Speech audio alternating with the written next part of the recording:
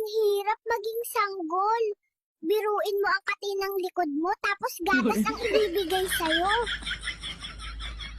May mensahe ka ba para sa mga magulang mo? Sana test paper muna sinagutan, hindi pregnancy test. 9 months ako sa tiyan, tapos wala kayong pambayad. Grabe naman to.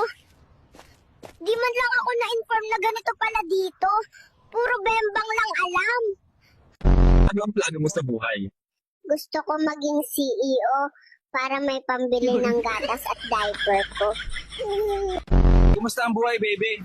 Eto, papunta sa work na 15K ang starting, tas 1 hour ang commute, sobrang saya. Alam mo ba na delikado yung trabaho mo? Mas delikado pag wala kami makain ngayon. Alam nga naman tatambay lang ako sa bahay, wala namang pera dun.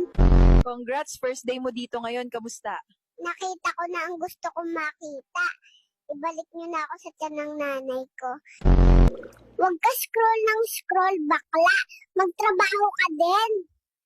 Masyado ka pang bata para magtrabaho. Bakit ka nandito? Kailangan ko magtrabaho. 16 years old pa lang kasi ang mama at papa ko. Ano plano mo mamayang gabi? Iiyak po ako ng sobrang lakas mamayang 2 o'clock ng madaling araw para masaya. Ayoko na, mama. Mag-a-abroad na ako. May trabaho daw sa daycare sa Japan. Kumusta ka rito sa bahay? Not good.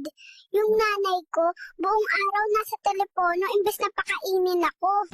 Ano? Paano ka lumabas? Naalala mo ba? Naalala ko bigla bumukas yung langit at maniwanag. Buti ka pa. Ako dumaan pa sa madilim, masikip at mabahong kuweba.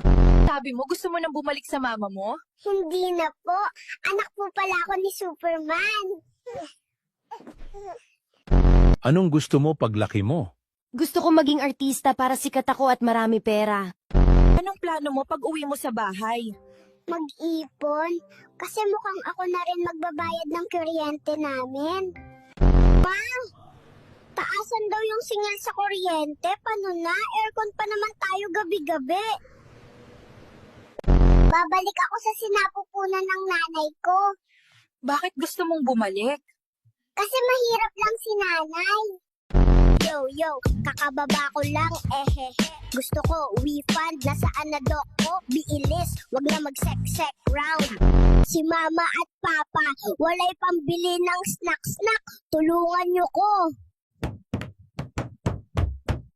Ayoko na mag-relax, gusto ko bumawek. Mic check, 1, 2, 3. Baby whopper to, ehehe, di nyo mapipigil, G.